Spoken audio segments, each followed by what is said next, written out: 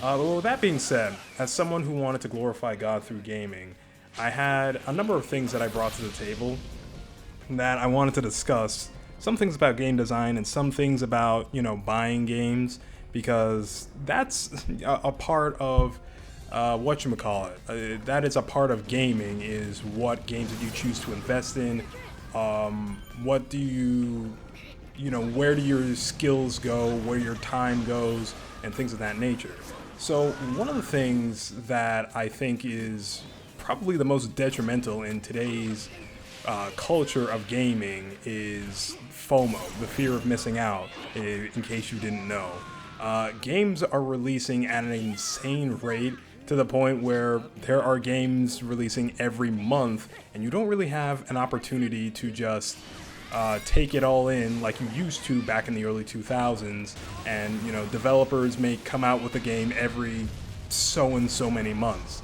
And because of that, a lot of people like myself have found themselves buying games that are hyped up, heavily recommended by content creators, but are not necessarily something that they themselves would enjoy. And I say this as someone who has too much experience buying games that don't interest him.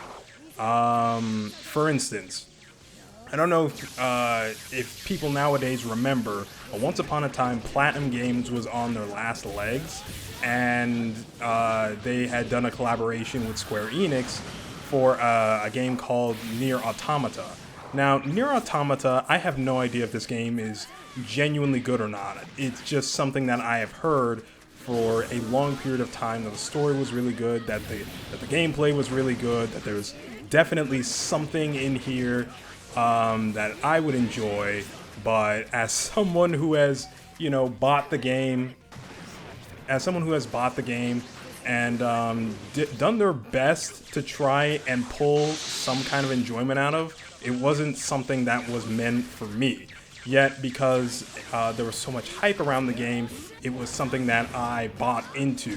Even though I don't even think I got past 2 hours of the game, to give you a guesstimation of how much time I spent with it. It's been a while. And while I could just, load up my PS4 and tell you the exact amount of time I spent with it, I don't even feel bothered to do so.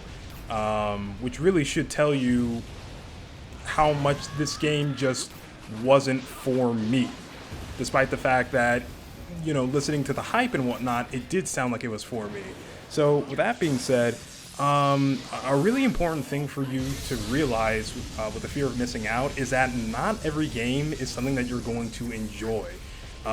In fact, even if it's in a genre that you like, chances are that it's something that you're going to completely bypass over.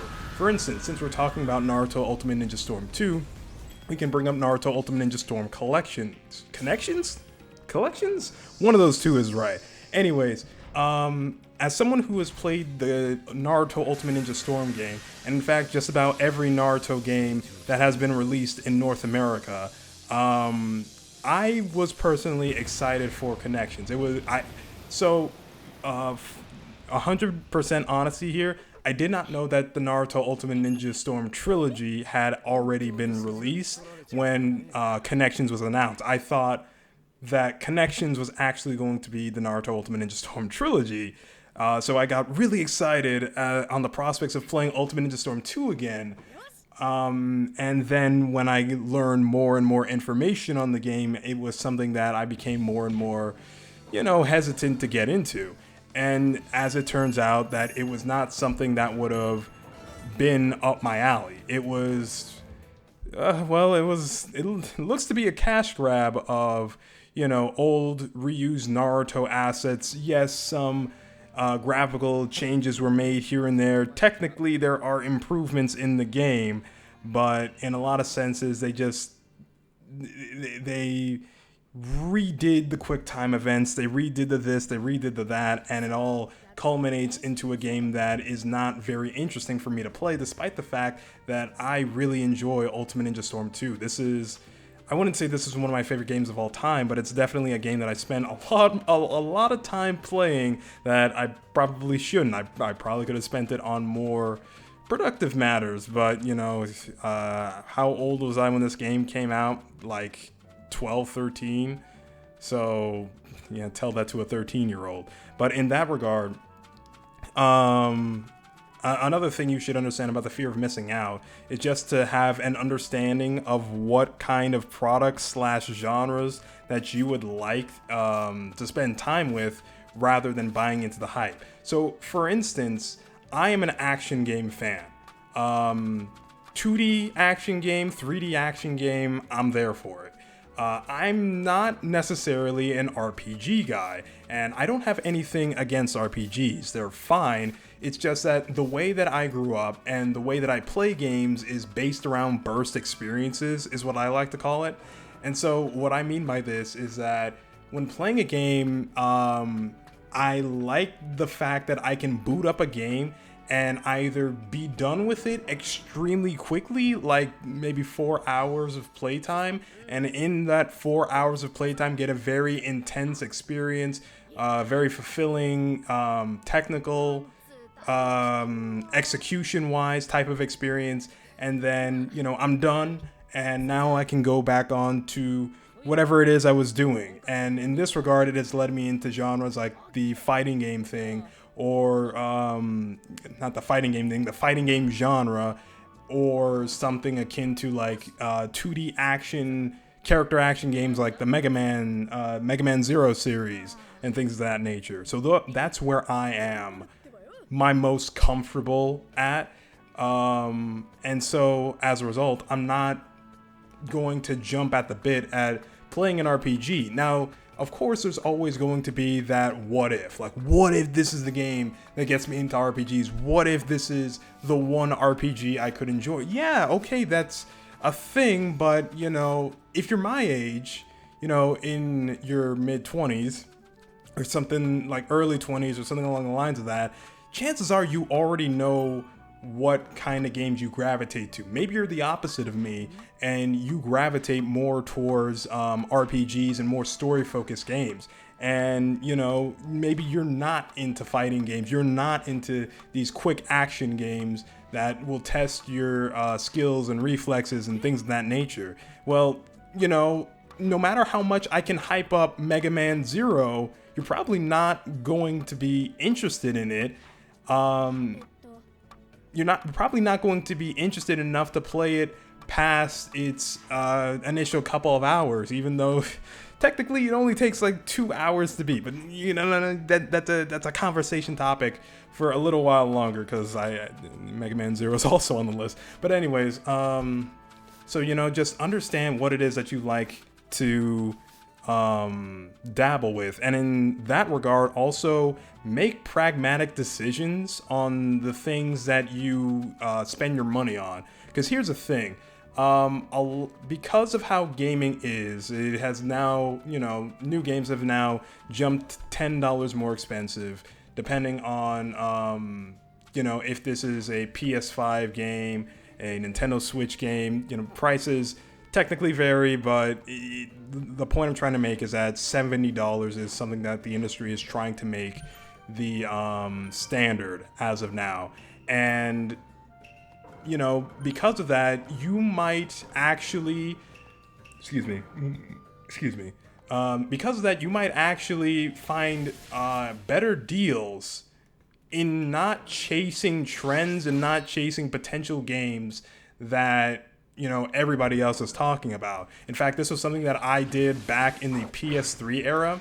So back then, games weren't as expensive as they are now, but I was going through a very tight situation with money. And because of that, it led me to go back to the PS1 era of games. That way, you know, I could just experience some classics like Metal Gear Solid, Symphony of the Night. Don't ask why I couldn't say that. And what's the word I'm looking for? And Brave Fencer Musashi.